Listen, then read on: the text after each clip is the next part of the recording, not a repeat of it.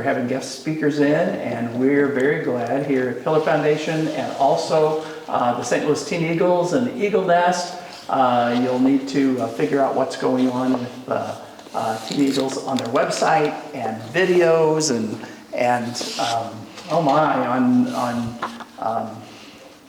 let me see, Facebook and YouTube and Instagram and X and I missed one. Rumble, that's it, Rumble. Very good. Just on various platforms as they are working on making some material here in some media, conservative media, and we're just really excited to be able to be a part of that today. First Thursday, we have our first speaker, and we're going to call her the First Lady of our first Thursday here, and that is Madeleine Castle. Madeleine is the field representative in the St. Louis area, and is there another name for that other than St. Louis area? You field rep? You go out, all the way out through several counties, I guess, here in the St. Louis area for our Senator, United States Senator Josh Hawley. And we are grateful for him, and we've worked in his campaign. The organization's worked in his campaign before. And we're excited about her being able to be here and share. Not only is our connection through our senator, but also she has a strong long-time heritage and connection with Pillar Foundation and also with the St. Louis Teen Eagles. She was a member of the Teen Eagle organization for a few years, and she became president of Teen Eagles, and then she became the administrator of the Teen Eagles. She worked here at the Pillar Foundation, so she's kind of grown up through everything here. Then she went off to school and worked in a couple other campaigns, worked for a representative in Ohio, and is there another one? Maybe just that one. Just that one. I'm getting it right. I'm kind of doing this off the top of my head. So we are so grateful to have Madeleine Castle, very capable. You're going to enjoy listening to her. She's going to share some different things. Not really sure what she's going to do. She may not be sure exactly what she's going to do. She had a lot of time to think, though, because she followed tractors all the way down from Lincoln County, on some two-lane roads, I guess. So anyway, but we're glad to have her. So would you welcome Madeleine Castle? Thanks, Mr. Height.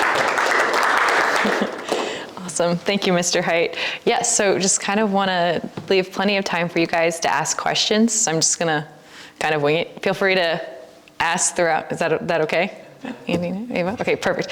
And just kind of give you guys a little bit of a history of how I got involved in government and politics. Hopefully that's helpful and informative to you all, as well as a little bit about my job and then kind of what Senator Hawley's working on, and happy to move into kind of whatever direction seems more interesting to you all, and what you have more questions on. So we'll just start with that. So I know some of you had Jacob in public speaking last semester, which was really fun. And that's great. So you guys are pretty new to working in Teen Eagles, which is exciting. So oh goodness, I should have thought about when I started Teen Eagles, but I got excited about the Constitution when I took a constitutional law class here at the Pillar Foundation, and I was like, this is a pretty cool document that we have in our country, and just got excited about the idea of government in general, and just the different avenues for helping community and promoting truth and justice, and saw, wait a second, there should be more Christians involved, right? And lo and behold, there was Teen Eagles ready to say, hey, here's a group of new people who can be your friends and help you learn more about the government process and what it looks like to be an involved and informed Christian citizen. And so I hope I'm sure that's what Mr. Height and Ava are helping you guys walk through and ask questions about and learn. And but that was incredibly helpful for me, and I hope it is for you as well. As what got me interested in working in government. So right now, as Mr. Height said, I'm a field representative for Senator Hawley, and a lot of people, I get weird looks all the time because no one knows what a field representative is. It's kind of a nebulous term, and you don't really know what that is. So I'll kind of try to break it down for you guys a little bit, because I like to say that I get to facilitate the Republic. And I think it's a really neat job, and I'm very appreciative that it exists in our form of government, in our republic, and just thankful that I get to do it for a man of integrity like Senator Hawley. So I think right? We've got over 6 million people who live in the state of Missouri, and Senator Hawley, since he's our U.S. Senator, we have 2 of them from Missouri, and they represent the entire state. Obviously, one person couldn't talk to 6 million people, and so Senator Hawley has 5 offices throughout the state, and with field representatives who go out and get to talk with people on his behalf. And so it's my job to be your connector. I'm like a 2-way communication device. I get to tell you what Senator Hawley is working on in DC on your behalf, and I get to tell Senator Hawley what's going on here in our local communities, what you care about, and so that he is thus informed. So that's why I get to say that I help facilitate the Republic, because I make sure that Senator Hawley knows what the people in the St. Louis area care about and what's happening right here, because he can't be on the ground here every day. He has to be fighting for us and what we care about in Washington, D.C. most of the time. So hopefully that just explains a little bit more about what I do. And I think that's one of the reasons why it's so important that we get involved, right? And we have people who care about their communities who say, hey, I want to make sure that my elected officials know what's going on. And so you can do that by working as staff, like I have chosen to do. But you can also do that by being an informed citizen who says, hey, I'm going to reach out, I'm going to contact the field representatives for, the people who represent me. And I'm going to share, what I care about. And you're going to, reach out to me and reach out to other people who represent, your Congress, well, you're probably in Congressman Wagner's district, or, someone else, and just reach out and be like, hey, this is what I care about. This is what's going on. This is why my representative should care and know about it as well. So we obviously, you guys have a specific field of knowledge and information that's really important and key. And we all can't know everything, right? So it's important for you to share your expertise and your experience because other people need to know that.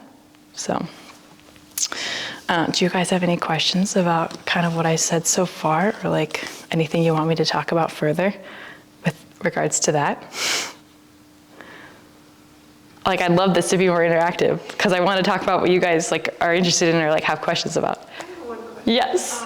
You just talked about about voters being concerned and how they contact you and stuff. Mm-hmm. What are voters most concerned about? What topics do they bring up and have issues with that they want to see solved? That's a great question, Ava, for sure. Yeah. So, and I mean, right now, everyone's most concerned about the border. I would say that's what the most people are reaching out about. They're worried about all the illegal immigrants who are coming into our country and just flooding our system. And it's interesting because okay, you guys will laugh at this. You'll probably agree with me. Hopping the rails, right? This is something that used to happen in Depression era, or right? We think about it as a historical thing that people rode the rails, or we know we have railroads still in this country, but it doesn't seem like a big deal. Well, we have railroads in Missouri, and illegal immigrants ride the rails. And I was talking with some people in some the rural counties in Missouri, finding this out, and I was my mind was blown because I didn't realize it was still happening. But there's people who live in small towns in Missouri who there's illegal immigrants riding the train to go through their little small town and just hopping off and bathing in swimming pools and having a grand time. So not good at all. But it just goes to show that it's can hit home a little more than we realize. Seems kind of out there since we live in the middle of the country. But I mean, more adults died from fentanyl overdoses in Missouri than any other way to die, and that's coming across the southern border. So not good at all. But that's the biggest issue that voters are concerned about right now. So I mean, obviously so right now in DC, as you guys probably know, right? Congress, that Republicans have control of the House, Democrats have control of the Senate. President Biden, Democrat, in the White House. And so there's only so much that Republicans can do to, secure the border, since they're not getting, nothing's getting past the Senate. But Senator Hawley has introduced a piece of legislation to allow states to deport illegal immigrants who are in their state. And so obviously that legislation hasn't gone anywhere right now, but he put forth that idea to say, hey, if Congress isn't going to enforce the law, states need to be able to do that, and to say, protect their own, for states that border, on our borders, to be able to say, hey, you can put up on federal lands, you can put up barriers, and you can, stop illegal immigrants from entering our country and your state, since Congress and the president are refusing to act. But So we shall see what happens with that. Yeah. And you guys might not know, but like literally on my drive, as I was behind the tractors, I had the Senate floor going on my phone because Senator Hawley's RICA legislation just passed the Senate like 30 minutes ago. So RICA is, the Radiation Exposure Compensation Act. And so that legislation was enacted a while ago to give compensation to victims who got sick as a result of working in, like for the nuclear program in World War II. And its program was set to expire, but Senator Hawley also was like saying, so we need to, the program shouldn't expire, and it needs to include people who live in Missouri. There's other states as well, but Missouri in particular, because the federal government dumped nuclear radiation in our community here in St. Louis and in St. Charles, and never really said they hid it for decades, and there's people who are sick in our community because of that. So this legislation would give compensation to those people because the federal government made a mess. And so it acknowledges like, hey, federal government did this wrong, and we're gonna help pay for your medical bills if you have like specific types of cancer that are connected with radiation. So it's a very big issue, but if you have questions of that, just let me know. I tried to go high level. But so that was exciting. We're excited that passed the Senate with 69 votes, like 30 minutes ago. So bipartisan, it's headed over to the House now. So that is Senator Hawley's #1 legislative priority for this year. So is to get that done. So we've been focused on that a lot. Anything happening? I know he's a member of the Judiciary Committee. Is there anything happening on that front with the Senate and Mayorkas, or what? I know they can't do anything until the representatives of the House acts. But yeah, so I can talk you through the Mayorkas impeachment if you want, just a little bit, because so the Secretary of so the House of Representatives did impeach Mayorkas, but they haven't sent those articles of impeachment over to the Senate yet. So it's a whole like procedural thing where and we actually thought that like as soon as the House of Representatives sends their people over to the Senate with the like physical articles of impeachment, the Senate can do nothing else until they handle the articles of impeachment. So because we had the pending government shutdown, well, we still have it since the Senate hasn't done anything yet, but since we still have the pending government shutdown, the House has not sent over the articles of impeachment yet because they want to deal with not shutting down the government first. So they're busy focusing on budget and government shutdown. And then as soon as the House sends over the articles of impeachment, the Senate has to hold a trial. But they can move. The Schumer, Senate Leader Schumer, the Democrat leader of the Senate, has said that he is going to dismiss. He's going to move to dismiss the charges immediately. So odds are there won't be any trial. It's just going to be, the members from the Senate, from the House will come over, they'll read the articles of impeachment, the Democrats will move to dismiss it, and nothing else will happen. It's just a majority vote. So, It's just a majority vote. Yep. So the Republicans will push against that, but at the end of the day, since they don't hold the majority in the Senate, there's not going to be anything they can do there. So, yeah, that's where that stands right now. So, frustrating, but yes. Do you do any traveling through state-wise other than just kind of here in Missouri at all for your job? Just here in Missouri, pretty much. So sometimes, occasionally I go to DC, but that's very rare. So, and I like staying here. So I represent about 11 counties in the greater St. Louis area. It's almost 3 million people. So it's almost half the state population that's in this part of the state. But it's very different because here, right, we're in there's St. Louis City, St. Louis County, and then you go up and there's all the more rural, farming communities that are around here as well. So, yeah, but it's fun. And I was in Jefferson City yesterday, today's Thursday, Tuesday, I was in Jefferson City, our state capital, on Tuesday with the homeschoolers. So there was a big homeschool day at the Capitol, and so I spoke with a bunch of the homeschoolers there. So they did, there were about a little over 250 people there, I think, for it. So it was really good, yeah. So I got a chance to say a few words. Representative Sparks and like a few other representatives who like were homeschooled or are homeschooling their kids like talked to, so that was fun. I got to be like, I was homeschooled, yay, good job. So that was nice, but yeah, yes. When you were talking about the government shutdown, do you mean like how much like debt we have and it's causing that, or like?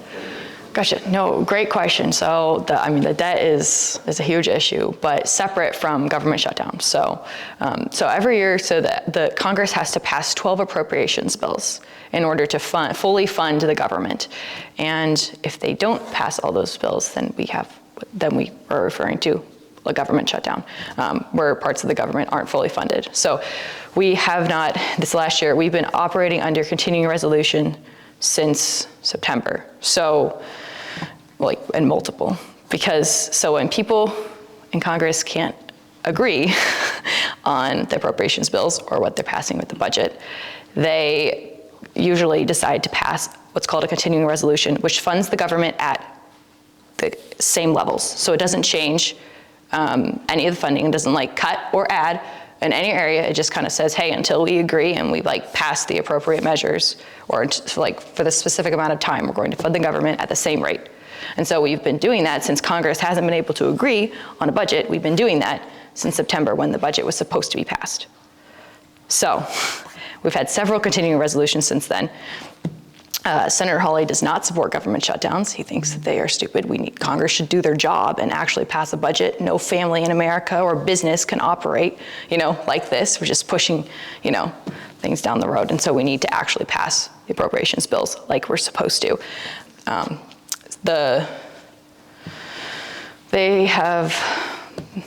Some of the bills are like set to expire at different times. So but tomorrow is like most of them. So the continuing resolution that like continue funding everything at like the same level until March 8th. So if we don't pass, so the House just passed a mini omnibus, like a giant thing with like $12 billion of earmarks and some complete bogus stuff. So that passed the House of Representatives and is now coming over to the Senate. So they're gonna have to deal with that now before tomorrow. So we'll see what happens. So yeah, it's a mess.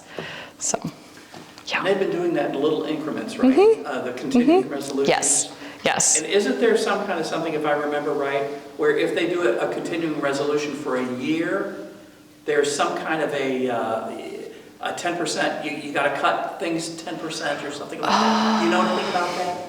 I heard or read something about that. That's why they're using short ones instead of a one for a year, continuing resolution for a year. I wish we just sounds familiar, but I don't know for sure. Oh, right. I know. Way past last September or October. Oh, right. We haven't passed the budget in years. It's been years. So it's wrong. It is wrong. Yeah, for sure. So no, Senator Hawley would agree with you on that. We should just pass a budget. But yeah. Sorry. Hello. Class just finished. All good. But yeah, any other questions on that? Like, was that hopefully helped explain to you a little bit how that works? Okay, good. It's very complicated, so yes. And if they don't pass anything tomorrow, then we have a shutdown. Yes, but it's just partial because some of the bills have been passed and like some parts of the government have been fully funded.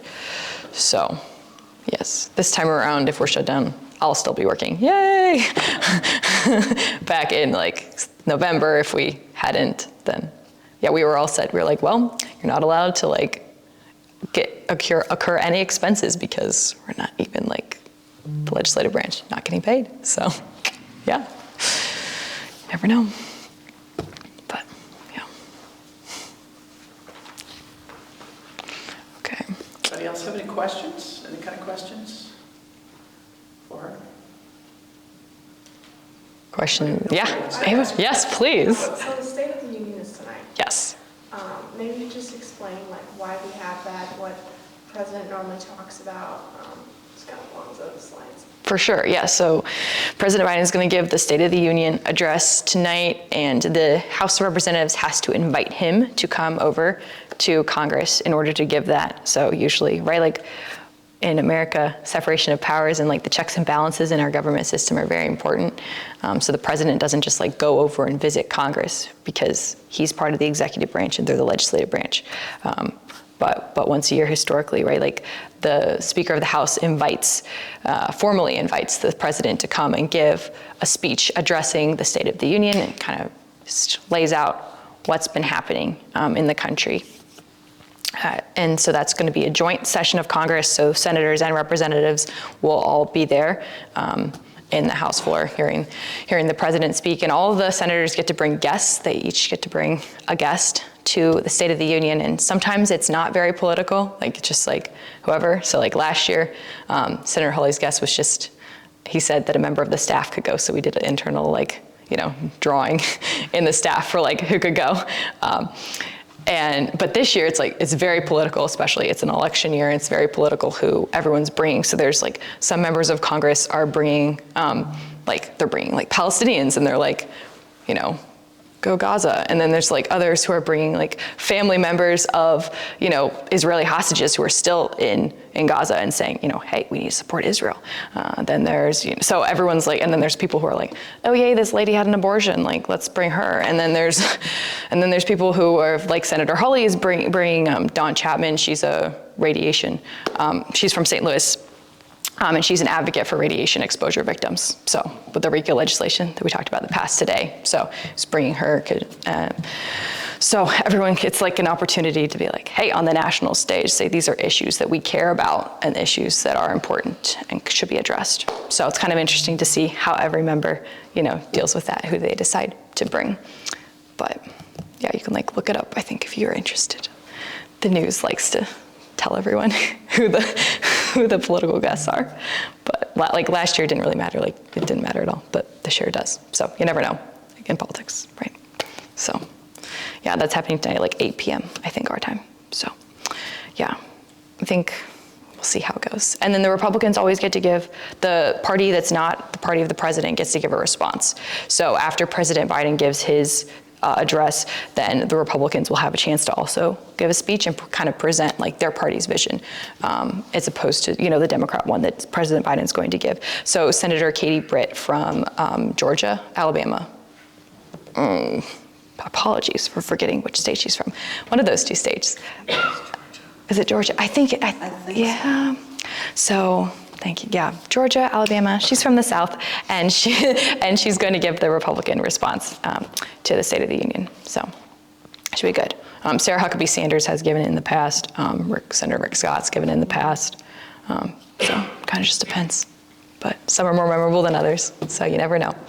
But how do they decide who gets to give the speech and response? That is kind of, I think it's internal leadership, like party leadership that says, hey, we think this person's going to give a compelling message and we want them to speak. So yeah, as with a lot of stuff, that's done behind, closed doors and yeah. Okay, sorry. Okay, all good. Okay, other questions? Can be about what Senator Hawley's working on, can be about like government in general, can be about like getting involved locally, Teen Eagles, Pillar.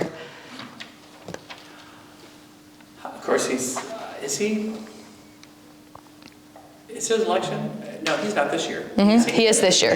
Yeah. He is this year. He is this year. Is anyone running against him? Yeah. So I don't think anyone's filed to run against him in the Republican primary, but the filing period's still open. So just Really? for. Is it still open? Yeah, it's open for like 2 more weeks, I think. Is that right? It closes in March. August Yeah. election. Yes. So, and there's a couple on the Democrat side. So. No president Yeah. on that ballot, but Right. all the A little lower races. ticket Yes.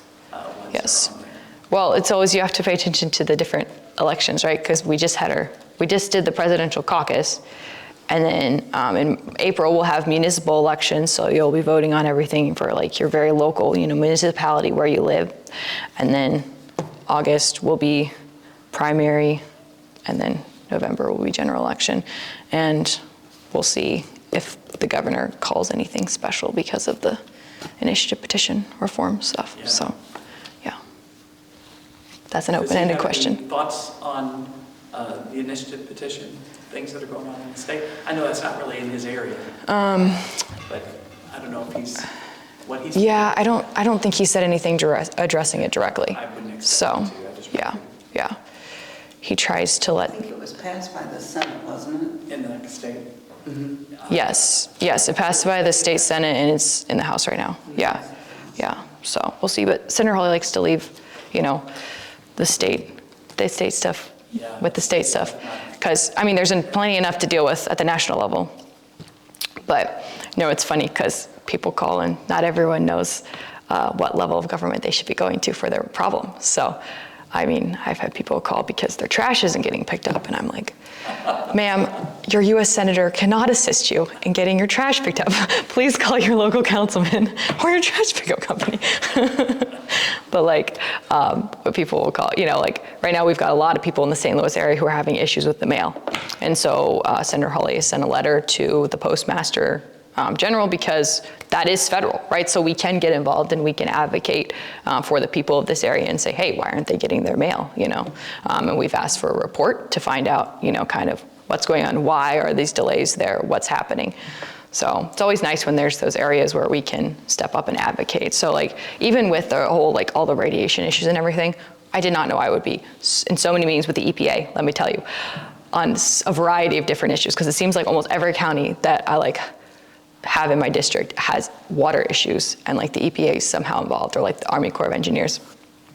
And, but most people don't want to actually, no one is oh yes, I woke up today and I want to go battle the federal bureaucracy for my rights, right? But I mean, there's people who thankfully, are hey, I want to take a stand, but we can help with that. It's it's really nice to be okay, you're a U.S. Senator, you're a representative, your elected officials are there to help you and fight on your behalf when there's federal government overreach into your life, and to help be an advocate and a resource for you. So that's why our whole casework branch is I don't do casework because I do field work and I'm out talking with people, but I'm often getting those cases and I'm referring them to our constituent services folks who handle all those issues, right?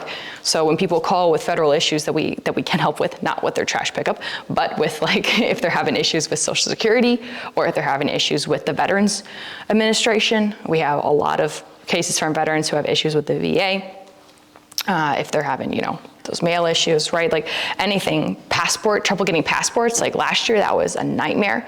Or even people who were stuck when we had people from Missouri stuck in Israel right after everything that happened on October 7th, and we were trying to help get them out of Israel and back to the United States. So anything like that, that's our casework team, and they're awesome, and it's their job, right, to reach out to that federal agency like the IRS if you're not getting, your tax return back, or to Social Security if you're not getting your disability check, or to the Veterans Administration if you're not able to get, the services that you need at the VA. And so it's a really neat thing that we get to do as your elected representative and your senator, and say, hey, we will stand between you, the citizen, and this arm of the government that is causing you this problem, and we're going to be able to help try to get you a resolution to whatever your issue is. So that's a whole nother arm, right, of something that your elected official can do. In St. Louis? We don't have any caseworkers in St. Louis right now. Our caseworkers are in the Columbia and the Kansas City offices. So, yeah. The waterways connection, you might talk about it. You'd say, well, what would we have anything to do? What would the senator have anything to do with the waterways? Because national waterways and all that. You might just make a real quick connection why that's a federal thing. Oh, sure. Yeah. Well, I mean, it becomes federal because there's these areas. Well, there's a couple different ways, but for most of these issues, it's because of the fact that the EPA and the Army Corps of Engineers are involved on its whether it's federal lands, because they've been designated as sites where there's cleanup that has to be done, and so that there is jurisdiction given to the federal government, and so that's why then it becomes federal, something that we can step in on. But I mean, I also handle rivers and ports issues for Senator Hawley, and I mean, we've got the Missouri and the Mississippi coming through our state, and just the St. Louis region in particular, right? And there's often so interstate commerce, right? That's something that the federal government is, something that they have to deal with, and that happens on our rivers. And we also just have to keep in mind what's going on with them, because there's often flooding and other issues from the rivers. They just had a huge layoff of a lot of barge workers. Do you know what that was related to? I don't know. Employees were 30%. Oh, that was because, I'm guessing that was because there was this one company just like stopped operations, barge company that goes down from here to New Orleans. And so they were closing up shop and they operated about like a giant percent Wow. of barges, yeah. But it's been tough for the river industry recently because, I mean, well, if you have high water or low water, but like the Mississippi River has been at like very, very low, and it's very hard to navigate the waters when like they're really low. So, yeah, and then there's all these fights between people about how we should be regulating the river and how much water should be there, and should we be controlling it or should we just be letting it go? So, yes, that's always very interesting, but yeah. So the senator has to be very versed on a lot of subjects. Yes. Issues. Yes. A lot of variety. Yes. Do you have any thoughts or opinions on Nikki's resolving from the long run for being a Republican speaker at all? So I think, like, Or like, what do you think will Nikki turn Haley, out? Yeah, right? Yeah, Yeah. Like, yeah. what do you think will turn out next with just Trump winning, and what do you think she might go to next at all, or if she's ever going to actually endorse Trump at all? that's a great question. I don't know. It's not, yeah, that's, I don't know. And it's like, yeah, officially for Senator Hawley, definitely don't have anything to say on that end. But I mean, just personally, like, I don't know. We'll see. It'll be interesting. It'd be nice if she endorsed Trump. I don't think it'll make that big of a difference, but yeah. Yes. I don't know if this is like really like what you're like focused in, but like, do you know if there's like certain spots in Missouri that has more radiation than like others, or like it's contaminating like all the water, or some spots of water, or if it's contaminating water at all? Yeah, no, that's a great question. And yes, I do know. So the long story short is that there was radioactive, so there was a uranium processing plant that was in downtown St. Louis. When they closed after World War II was over, they transported, the government like transported all this nuclear waste that was down at that company on open trucks on the highway. They transported this waste to a site at the St. Louis airport. So right by Lambert. And they put it in these big drums, all this like nuclear contaminated dirt in these drums right by Coldwater Creek. So, and St. Louis is in a floodplain. We're right by, the two rivers, we're in a floodplain. So that means that like when it rains, like all that water is like going into the rivers. And so every time it rained, those drums with this nuclear contaminated waste soil were just sitting out in the open, and like that dirt and like contamination was washing into Coldwater Creek. So Coldwater Creek is like the main source of contamination. And so the people who live along Coldwater Creek have for decades been getting all these various types of cancers and have been getting really sick as a result of the contamination of like people like playing in the water and stuff.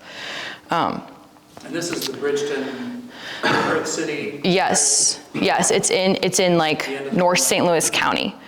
So like near the airport and near, like the Bridgeton landfill and everything, because there's some of it was there. And then also radiation is out in St. Charles at the Weldon Spring site. So what they call the big giant pile of rocks is just like rocks they covered on top of all this nuclear contamination that they put out there, which is also right by a high school, because why not? So, yeah. So the issues, okay, so if you think about, and I've had to learn a lot of this, and I'm not an expert by any stretch of the imagination, but if you think about like when you set off a nuclear bomb, like when we dropped nuclear bombs in Japan during World War II, the people initially who were right there, they had lots of effects from the radiation. Most of them, a lot of them died, and people who like still lived, they had cancers and other things as a result of the contamination. But like people can live in those cities now. Like once the bomb went off, it wasn't like there was radiation for decades that was just sitting there because like the bomb went off and then the radiation gradually just like went away. But the deal with like the uranium processing and like all the nuclear waste that was left in St. Louis, it hasn't like decomposed like at all. And it's like, I'm not a scientist by any stretch of the imagination, but like the shelf life, so to speak, right? Like the amount of time it takes for the radioactive materials to decompose is like millions of years. So like not, gonna happen. And science has no good explanation or idea for how we can like break down and uncontaminate all of it. And how to use it. Right, how do we use it? How do we uncontaminate it? Like what do we do with this stuff? And so that's part of the problem why it's like been dumped in like different places around the country, because for, decades ever since we created this stuff, we have no idea what to do with it.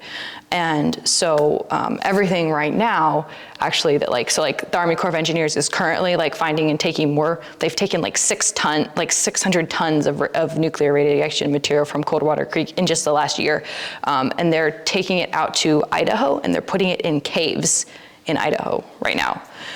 So I mean, it's like it's just I guess it's just a matter of where do we store this. It's not like how do we completely fix the situation. But so those are the specific areas in Missouri that were affected. We're here in St. Louis and in St. Charles. So yeah, yes. I've heard that like sunflowers help with radiation, like because of like Chernobyl, they started planting sunflowers everywhere. Would that help reduce the radiation, or? That's a great question. I don't know. I mean, mostly here the radiation's it's not in the air like it would have been after like a nuclear bomb went off. It's in the water and in the soil. So, yeah. But yeah. So, not great. Not great. Yeah. Earlier you mentioned Gaza and Israel. What does Josh Hawley think about that? Yeah, so Senator Hawley has been very outspoken in support of Israel, and saying that, we need to get the hostages back, and Israel, can do, they need to, it's, their right to defend themselves against the existential threat that is, Hamas coming out of Gaza. So he's been pretty clear on that. We've met with, they had a big like pro-Palestinian protests like outside our office, like downtown, and some of our other offices too. Like, so there's people who call every day saying that we're committing genocide and we need to, call for a ceasefire. Like, there was a ceasefire. But yeah, no, it's not a great situation at all. But Senator Hawley has stood behind Israel's right to defend itself from the existential threat of Hamas and continues to support U.S. aid to Israel. So, yeah. Mm-hmm. But he's opposing aid to Ukraine. So, yeah. Mm-hmm. Yes. Sorry again. So earlier you were talking about like how mail was like not coming to people's houses and stuff. Mm-hmm. Do you know why that is? Like why it wasn't being delivered? Yeah, so it seems like, according to at least like the U.S. Post Service, the reason that they're giving is that they're short-staffed. And so they're saying that when there's mail that like goes undelivered to an area for a couple of weeks, it's because the mail carrier who delivered mail in that area was like out on vacation and they didn't have anyone to cover. And they didn't even seem to care about, trying to send someone. So that's the answer that we've been given so far, is that it's just because they're short-staffed. But we'll see what the report actually tells us about. Is that part of the appropriations that is staying stable? Are they getting? Oh, yes, they're getting paid. They're getting paid, but they're not getting paid in an increase at all. That's actually a great question. I'm not sure if they're part of the bills that have been, fully funded, or if they're just staying steady. But yeah, it's been an issue for a while now. So yeah. But we'll see what the report that they send says, because, I mean, Kansas City's had a bunch of issues too for a couple of years. Yeah. But I mean, and I talk to people in like, you know, an hour and a half north of here, and their mail has to go through St. Louis. Like, if you live in like this little small town and you're sending a letter to your neighbor, like, you know, 3 miles away, your mail goes to St. Louis City and then all the way back. Like, Yeah, it just makes no sense. But I don't know. I'm not in charge of anything related to the postal service. Yeah. So to keep in mind, you young folks, there are lots of things in our government that need to be fixed. And Yes. so I personally, I will tell you that I am playing catch up, and that as a kid, I could have cared less about anything going on in our national government,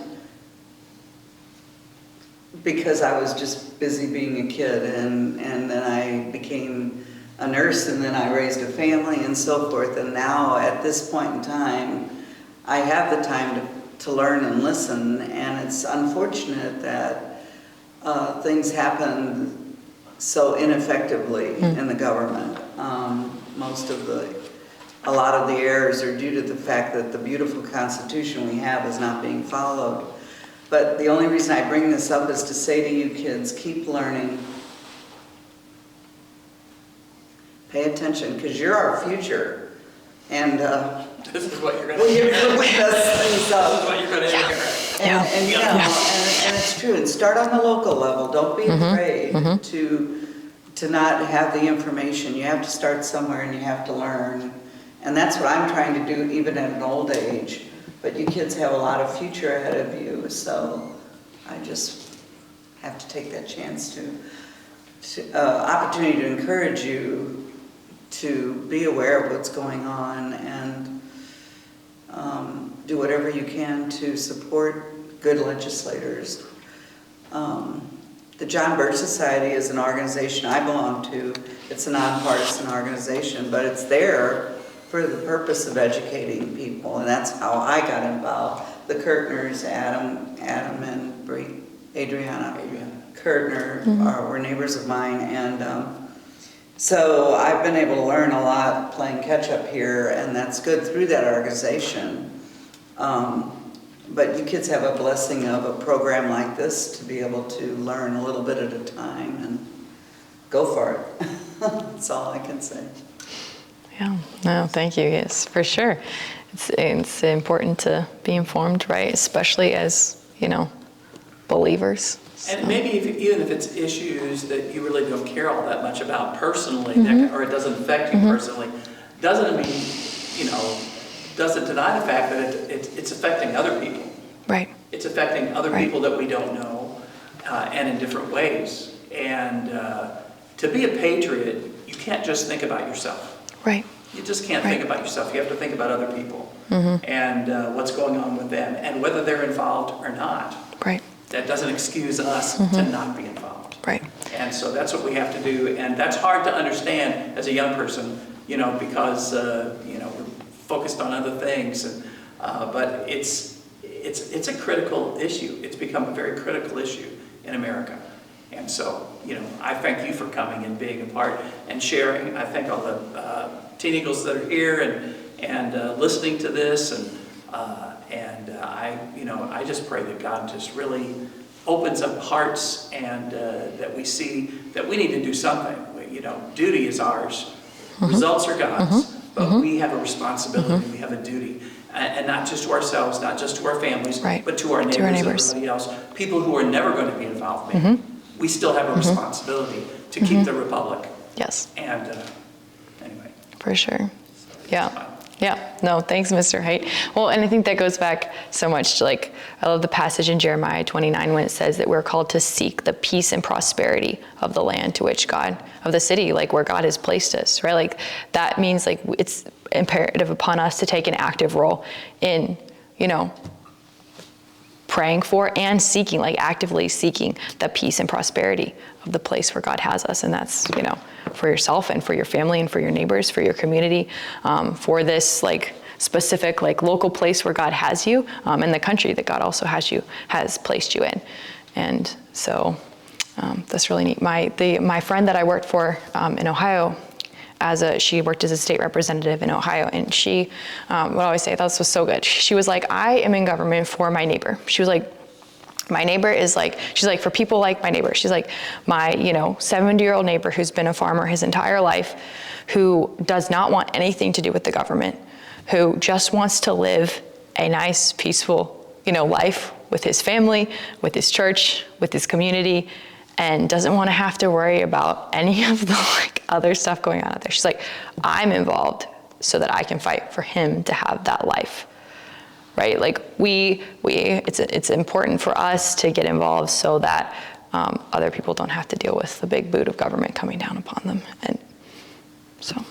And in all too many cases too, I mean, there's a very sharp window of time in the way I look at it, and tell me if I'm wrong, that, I mean, truly, don't think that you're too young. The young Republicans group, and I guess there's a young Democrats group, I don't know more, but anyway, they have activities, and don't be afraid to go and listen and learn, because the way I look at it is, it's the age level from college through maybe the 30s or so, and then people get married, they start families, and they're much too busy. I have 5 children that are much too busy to care. Not that they don't care, but to take time out of the importance of raising their children to take place or get involved, and it's very sad. So we have this window of time for these young adults, and you kids are heading there, young adults that we just hope will take some interest in what's going on and get active and try to help solve some of the problems. And so much of it is just, showing up and being present, and Teen Eagles will, gives you a little bit of that, opportunity to be like, hey, here's some campaigns to work on. Here's some, your local township meetings. Like, here's places in which you can get involved in politics. And so much of politics is just showing up. It just matters that you're there.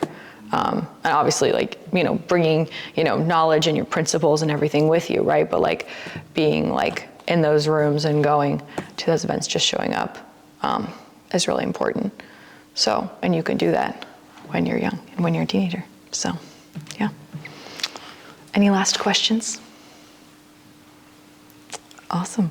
Well, thank you guys for having me. Always love talking to the Teen Eagles. So, and I mean, you guys know how to get a hold of me. So, and if you don't, figure Ava, Mr. Height, Jacob know how. So, yeah, I'm always happy to be a resource for you in any way that I can. So, thanks.